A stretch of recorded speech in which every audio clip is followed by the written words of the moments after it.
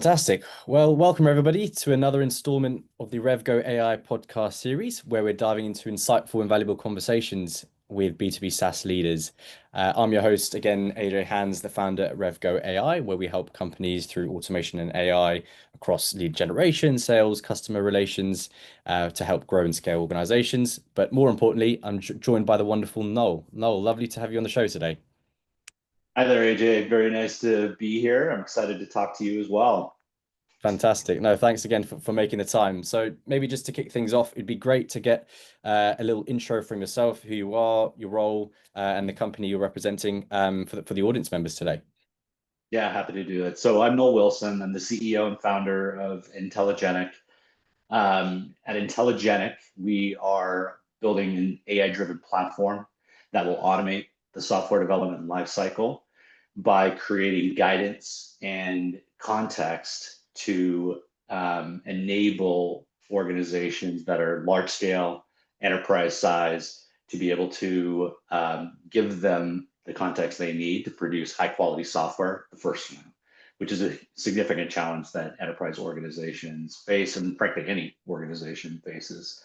Um, I've been doing this for a bit, about 28 some odd years, but I'd love to, we can certainly get into that a little bit as well. But I'm excited to talk about Intelligenic and some of the challenges related to using artificial intelligence for software development and the concept that everybody's talking about, vibe coding, and how you can actually get your organization prepared to vibe code with the best of them. Amazing. Yeah, no, looking forward to diving into that. So then just on that point then, Noel, how long has it been since you launched Intelligenic, and what was the catalyst or kind of light bulb moment that really triggered you to say, right, we need to launch Intelligenic AI? Yeah, sure. So we've been doing this now for 2 years, and for me, I don't know that I would say it was a catalyst light bulb moment to make it happen. As I mentioned earlier, I've been doing this for 28 years. I know it's a long time. um, and I've had a lot of different experiences along the way. Like I've been in consulting, in software engineering, developing software solutions and taking them to market, from starting my career to, hands on a keyboard, to leading teams of people that were responsible for delivering software solutions, and eventually being responsible for taking to market the various different consulting services that would help our clients and build better software solutions and that sort of thing. Throughout that entire journey, though, some significant deficiencies with how we would deliver software became very apparent to me. And these things are still similar today, even with um, the the popularity with generative AI solutions and with AI and people using that to help them with their software development initiatives. First and foremost, this has been the case since I started my career, and it's still the case today. We don't have enough qualified people to be able to meet the demand for software development. Um, Early on in my career, it was just people that were skilled in engineering and writing the actual code itself. That's still the case today, but it goes one step further. There aren't enough qualified people today to actually understand how to use these models to be able to produce quality software from them. Right. So that's number one. Number two, the process is still pretty manual, even when you do use artificial intelligence to develop the software. And the reason I say that is that once it produces it, you got to know what's good and what's not good. Because if you don't, you're gonna have questionable quality software that's been implemented. Those that succeed are the ones that are true experts, that are very capable at developing software solutions without AI. So they know once these models produce it, whether it's of quality, but they still got to review it. Yeah. They still have to be able to understand what's been produced.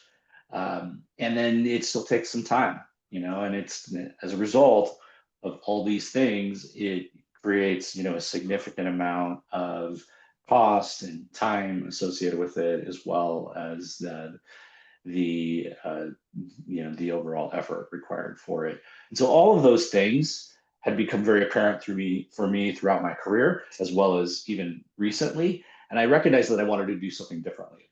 And I had two options. I was either going to go create a consulting company to address that, or I was going to create a platform that would better enable everybody to be able to write software at a much greater quality with much less time and effort. And I chose the latter because I realized as a consultant, I was really, there'd be plenty of demand for the services because obviously there's no shortage for the need for people to help people out.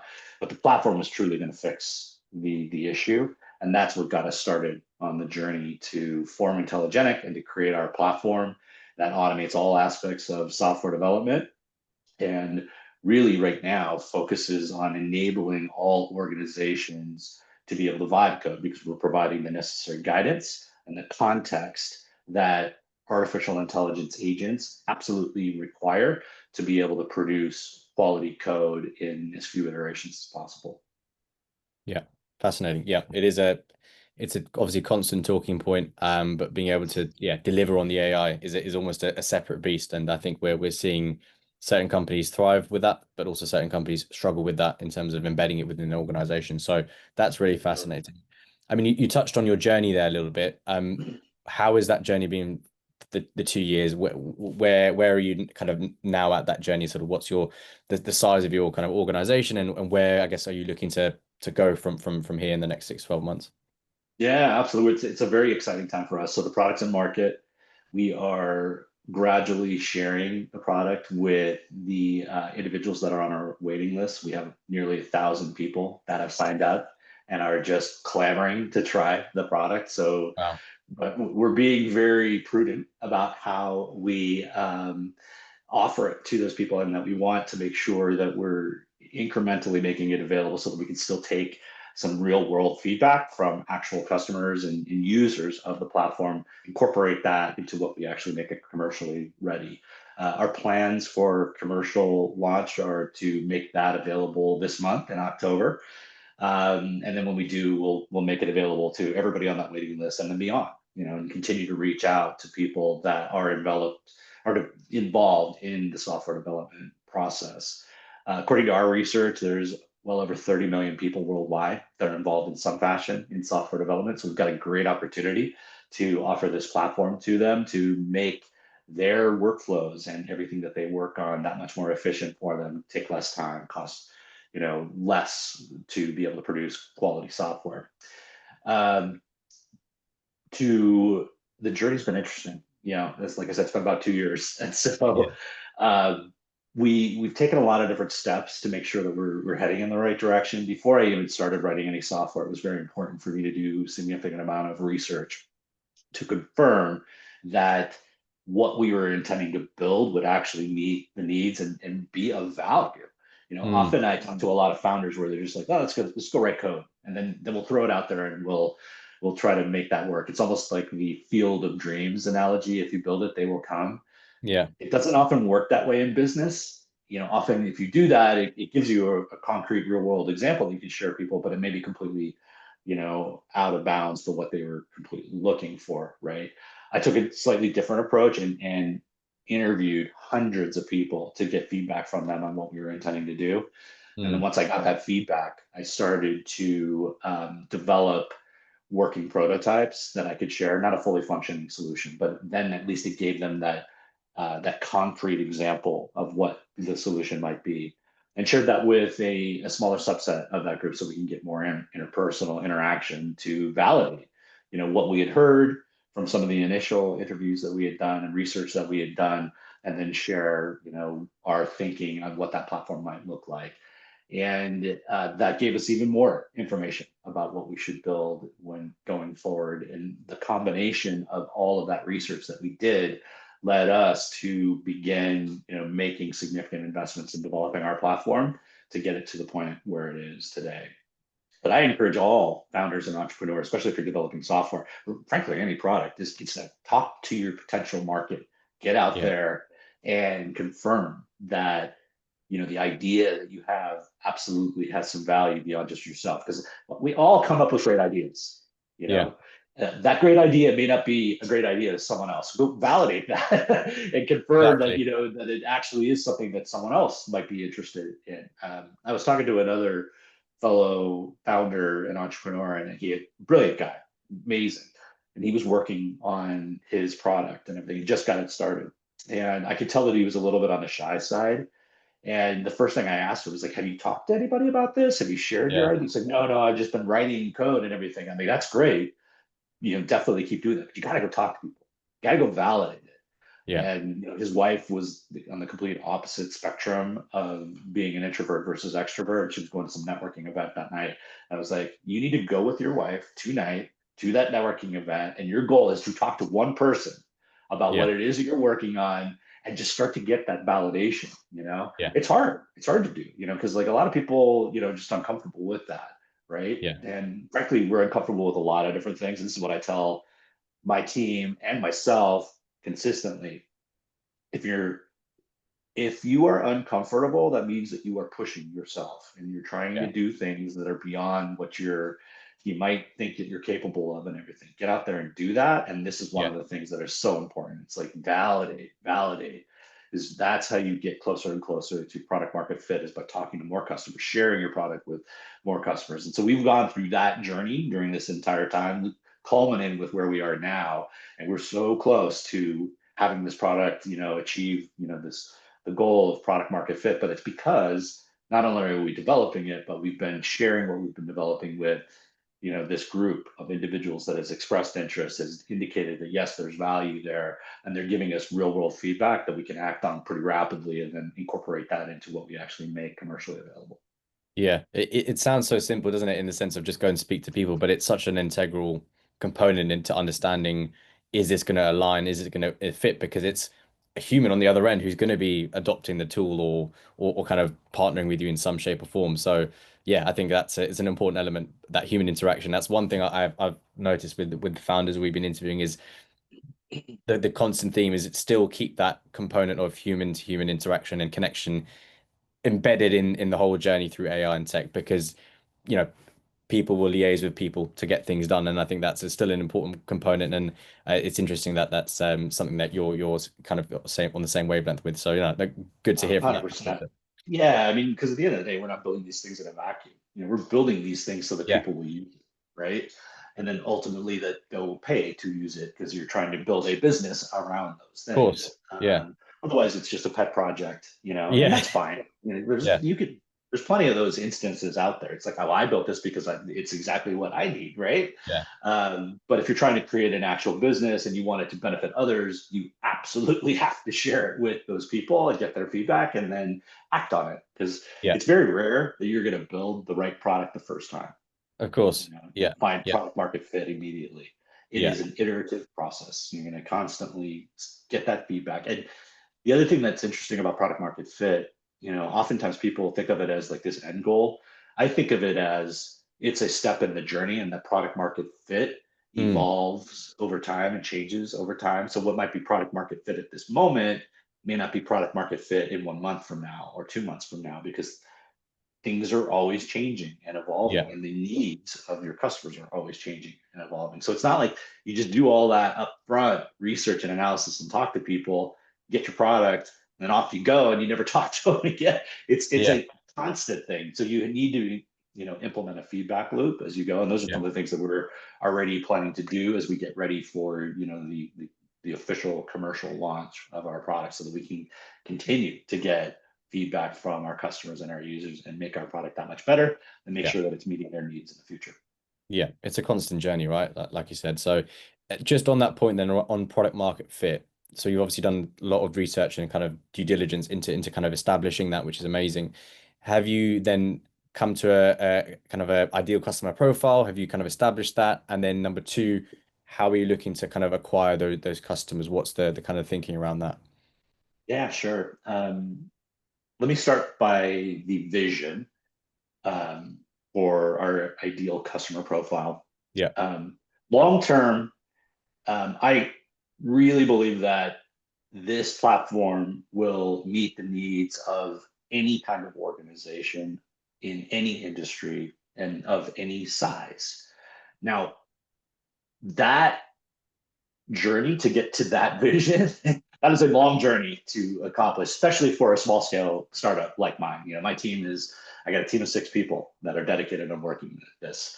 It would be incredible if we could address that vision with that team of 6. We Yeah. recognize we need to approach this in a more incremental fashion. And so to that end, what we have decided to do is focus on mid-sized enterprise scale technology organizations that are building custom software.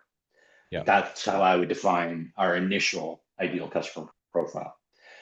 Um, Within that ideal customer profile, there's some key user personas, though, that would get the most value for it. I separate the two because the ideal customer profile is it's the customer or the organization that would purchase your product and services. Yeah. Within that organization, there are users that may not necessarily be the budgetary owner, right? But there's still people that are going to gain value out of the platform that you're going to be offering to them. So in our case, um, I think of it as those ideal user personas in three ways. First, there's I'll call it the Uber vibe coder. This is the highly skilled, very experienced software engineer with, let's say, 20 years of experience that has been there, done that, has written software without artificial intelligence, and is now utilizing it. They're vibe code. They're utilizing Yeah. it to write the software that they write. Those are the people that are most successful, by the way, at vibe coding. Why is that? Because they have the experience. They know what's good, what's bad. So they know that what has been created by the agent that they might be using is of quality or not. And they know how to modify it without the use of the agent. They Yeah. also understand how to instruct the agent to produce that output. That is not trivial, by the way. And so what I mean by that, that's like creating that prompt that you give to the model to be able to produce that. And so they're highly skilled at understanding how to instruct the agent to produce the software that they need. Also, they recognize the value of context, right? So context is important for certainly for the agents and the models themselves. Without the context, they really don't have an understanding of what it is that you're trying to build. Yeah. Right. And context also, by the way, is super important to humans. So that hasn't really changed in software Mm. development. If you don't give the right context to humans, they're going to write software that doesn't align to Yeah. what the stakeholders truly need or the organization needs. So it's the same when it comes to actual software engineering, vibe coding, using these models. You need to understand the context, you need to understand the instructions to be able to give to the models so that it can produce quality output, and you need to understand what is quality output. So that's the first user persona. Is this, I'm calling it the Uber vibe coder, if you will. The Yeah. second one, though, is the product manager who's involved in all of the steps required to define that context. They're involved in the discovery process where you're determining the what, the why, and the how of the software that you're trying to build. They might be involved in creating things like a product requirements definition, or the definition of what those user flows might be for the software itself. They're more than likely and very much involved in stakeholder interviews to understand all of the Yeah. requirements, and then they have a lot of work that's involved around producing. We call them work products. Things like the PRD, things like the user flow diagrams, things like the user stories, which get turned into tickets in Jira. A product management tool that most organizations use for software development, to be able to use that to instruct the engineers to be able to go build the software. So they're very much engaged. That's another very key user persona. And our platform is positioned very uniquely to not only enable vibe coding, but to enable those product managers to be able to produce all of those work products that are necessary to define what should be built, how it should be built, and why it should be built as well. And then I would say the third user persona is the software engineer that may not have the experience that the Uber Vibe Coder has, but this platform gives them the ability to create guidance and context to be able to instruct the agents to be able to produce quality code and help them understand what is quality and what may not be quality, to be just better enable them to develop software. So those are the three key user personas, and that's the key initial ideal customer profile that we're targeting. Amazing. And obviously I know you're at the phase of kind of launching into commercials. What's the way of kind of getting those ICPs and personas? Obviously, I imagine you've got a network yourself, but what's the kind of the method or process you're looking to kind of yeah, capture that market? Yeah, for sure. Yeah, that's the key. All founders and entrepreneurs will go through this process, and you use your network to start. Right. That's what Yeah. everybody needs to do that. Reach out 100%. to people because the people are more than likely involved in the industry that you're in, and have a perspective on what you might be building. And there may actually be people that would be interested in utilizing what you're building, right? So Yep. absolutely start that. And I was no different. That's definitely the route that I started with. But your network is only so large, right? And you need Yeah. to get well beyond that relatively quickly. We did a number of things. We established a presence on LinkedIn, and through our content marketing and through some of our reach out to various individuals that are involved in the industry, we've established quite a great following of our company on LinkedIn. Yeah. It's almost about 7,000 followers right now. Oh, yeah. That's a really important asset for us because those followers are so important. They've expressed interest Yeah. to our company, and all of them really represent the ideal customer profile and user persona. Well, more of the user persona, the ideal customer profile, it's pretty diverse because it's not just technology companies building custom software and the people that are involved with that are following us. It's a wide range of industries, which, by the way, is validating one of my earlier assumptions that this is not only something that would be good for tech organizations building custom software, but for any kind of industry because of all the interest we're getting from a Yeah. wide range, basically every kind of industry you could possibly imagine. Yeah. And so knowing that all of these various different industries are represented, and also our key ICP is represented very much so, but even more importantly, the actual user personas that could benefit from the use of the platform are represented there. Yeah. We've been executing a campaign to reach out to those individuals to ask them whether, okay, we know you're interested, you're following us. Would you be interested in trying this? Right. Yeah. And getting them on our waiting list. And this is what we've been doing to get a really robust waiting list established where we have nearly 1,000 people ready to try our product. Yeah. Um, we've had some success through various different automation tools to make that work. There's a lot of them out there on the market Yeah. that will enable the connection to occur. But then we follow it up with conversations. Like, Yeah. hey, when we get ready to make this available, I talk to them. I got people on my team talk to them to share with them what we're doing, get their feedback, that sort of thing. And then longer term, as we get ready to, have them use it as an actually commercially ready tool, that would be part of what we do as well. But I'm a firm believer of LinkedIn. It's been a huge Yeah. asset and tool for us to be able to promote our product. It's becoming more and more of a popular tool to promote products and services beyond just what it was originally intended for, which is the linking and connecting of people, to do business networking. There's much more that you can do with that. That's been our approach so far to use that. I would Yeah. classify that as a direct marketing campaign where we reach out, connect to those targeted users after doing some research, like who is it that you need to reach out to? Yeah. That's super Yeah. important, right? Longer term, though, we are looking to embrace a product-led growth strategy, which means less of that direct marketing, because that direct marketing requires people like yourself, like, as a founder and entrepreneur, it's usually, the CEO that does a lot of that. Well, I only scale so far. I Yeah. can't, because we want to have, 1,000 users, 10,000, 100,000 users. That's gonna take a lot of time on my part. So what does that Absolutely. mean? I'd have to go hire a sales team Yeah. to continue that, which is not out of the realm of possibility. It's definitely something we're considering, is that we're Yeah. going to have a sales team to be able to augment that process. But even that only scales so far. So product-led growth means Yeah. that you're able to establish inbound traffic to get people without having that direct communication come to your platform, register on their own, and start using it. And there's a lot Yeah. of different techniques that we're starting to explore with that. This is one of those, is having a conversation with you. I'm looking forward to being able to share this with the people that are interested in Intelligenic. And if we get people to come to our site and want to sign up as a result, amazing. So Happy content days. marketing is key, right? Yeah. It's Yeah. huge. Yeah. Things like that. And there's a lot of other things that you can do, like obviously channel growth strategies, work Yeah. with partners that might be able to establish, like put it on a marketplace somewhere and get people to come in. Those are all things we are exploring. But early on, it's all about that direct marketing. It's the Yeah. founders that are reaching out. They call it founder-led sales, right? Try to get as Yeah. much of those sales as possible while still looking for additional methods and other channels that you can explore to get more interest, more customers coming to you Yeah. to help augment your direct outbound marketing activities.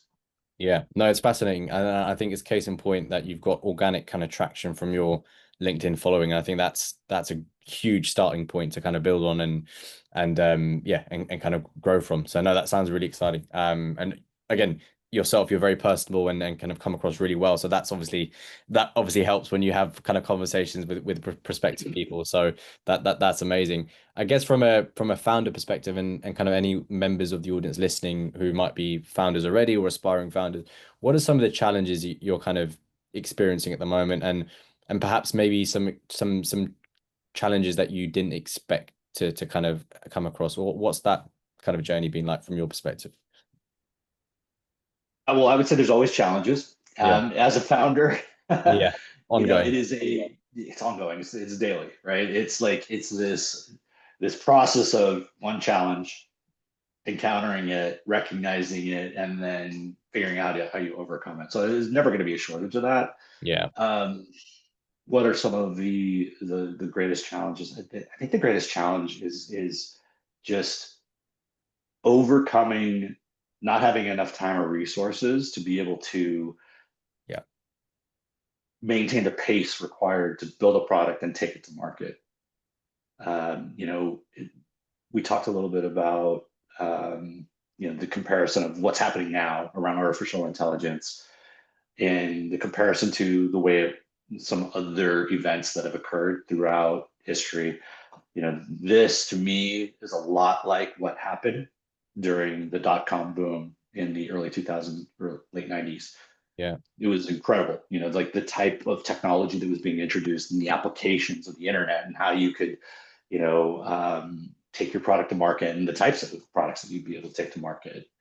Very similar, and then somewhat the pace. But what I'll say is the pace now seems to be much faster than that ever was, just because the technology tools that we have through the development in artificial intelligence is just rapidly increasing. Like literally, I see changes happening in the market on a weekly, sometimes daily basis. And so the challenge that we face is like, how do we keep that same pace with a small scale organization, of 6 people working on this? Mm, The key thing that we've done to help us keep pace is to drink our own champagne. We're using the artificial intelligence technologies to vibe code, to create our software. yeah. Um, I think we've created about 80% of it through vibe coding. Wow. So we've embraced it, and we've done it well, which also uniquely positions us when Yeah. we do take our product to market, because we've done this and we will show you how to do this through the use of our platform to make you that much more efficient. So that's been huge to be able to do that. But we use it well beyond just software development. Yeah. Um, I am a firm believer in content marketing, in writing content, that is relevant to your company and what you're trying to do and relevant to the industry. But that takes a lot of time and effort to stay on top of that. If you're doing it right, you're introducing new content, quite frankly, on a daily basis. At a Yeah. minimum, it needs to be weekly. But I firmly embrace the use of artificial intelligence to help me create that content. So Yeah. that's relevant to what we're doing and what we need to put out there to the market to keep people interested in what we're doing. So that's another example of it, and so overcoming the not enough time and resources to keep pace with the market and what's happening in artificial intelligence for sure. It's using it, and you Yeah. got to embrace it. And so Yeah. for those that aren't maybe involved in creating generative AI solutions like my company is and what we do, although I would argue that everybody should be involved in generative AI in some form, like even if it's not like a pure AI company, you need to be using it Yeah. for Yeah. all of those things that I talked about, whether it's vibe coding or if it's helping you with your content marketing strategy, or if there's a workflow that you believe is pretty um, repetitive. Well, there's no reason you can't use artificial intelligence to help you with that workflow to overcome that. And then that helps all of these other organizations that are faced with that similar challenge, that there's never enough time, there's never enough resources to get done what you really need to do. So how do you deal with that? Well, Yeah. let's accelerate that by using the tools that are available to us, namely artificial intelligence, to make that happen. Yeah. No, of course, it's an enabler, right? I mean, some folks are hesitant to kind of get on the bandwagon, and I think it doesn't have, it is replacing certain tasks, but I think it doesn't have to be the be all end all. Use it as an enabler, almost like a jetpack, to kind of help you get to where you need to get to. I think that's the kind of the mindset I would say to folks who might be hesitant, because it's helping everyone in any kind of facet if you use it correctly. Um, Yeah, so just tell me a definitely. little bit around, as we kind of look to wrap up, Noel, in terms of your vision, your growth for the next sort of 12 months. Where do you want to kind of be in sort of 1 year, 3 years? Where do you see Intelligenic in an ideal world? Yeah, definitely. We're on the cusp of this commercialization of our platform and starting to offer our product for a fee to our the customers, the people on our waiting list, and so forth. So in 1 year, I can envision us having 1,000 paying users that would allow us to be generating roughly about $3 million in ARR, annual Yeah, recurring revenue. Um, After that, I mean, I think the sky is the limit. There is so much demand for what we are offering. No shortage of competitors for sure. That's not lost on me, but I think there's plenty that's of opportunity. You always there. know, Yeah, yeah, it's actually not a bad thing because that tells you yeah, that you validated that there's demand exactly. Yeah, for yeah, the product. I'd be more concerned if there were no competitors. I'd be yeah, like, am I yeah. really that far ahead of the curve? I mean, that happens, it does, but I'm okay with the fact that there are competitors out there, and like I said, plenty of opportunity. And then I would imagine that well beyond we'll be able to help well beyond just that initial ideal customer profile that I mentioned in the technology organizations building custom software. We're already exploring working with the United States Department of Defense to help them with their generative AI solutions focused on software engineering. And so there's definitely a governmental application to what we would be doing, Yeah. and a defense application to what we'd be doing. But there are many other organizations that have similar challenges that they just don't have the people, the expertise, the resources to be able to build quality software and let alone use artificial intelligence to help them do that. We're creating that platform that is going to enable that for all organizations in any industry of any size. And so after 1 year from now, I can see that absolutely playing out in all of those different organizations, just to allow people finally to build better software faster. That's our mission. That's our goal. Amazing. No, it sounds really exciting. On that note, then, Noel, I mean, any last sort of words of parting wisdom that you would like to leave our audience members with, or kind of bits of advice? Floor is yours. Yeah, no, I appreciate that. I would just say that, if you're interested in learning more, please, by all means, come and visit our website. That's intelligenic.ai. I'm available pretty easily. You can find me at Noel.Wilson at Intelligenic AI, and I am more than happy to continue the conversation with anyone that would like to learn more about how they can really fully embrace the benefits that come from vibe coding. Our platform is uniquely positioned to help people with just that. And I always love talking about it. So don't feel shy. You can reach out to me via email, schedule some time, and I'd be happy to talk about what it is you're working on and give guidance, advice, that sort of thing. And obviously, I'd love to have you try our platform as well if you're interested. That's amazing. I'll be leaving Noel's details and Intelligent AI's details in the comments below. But Noel, thank you so much. It's been an absolute pleasure. Thank you for your time, and yeah, wishing you all the successes for the future. Yeah, fantastic. Thank you so much, AJ. I really do appreciate it.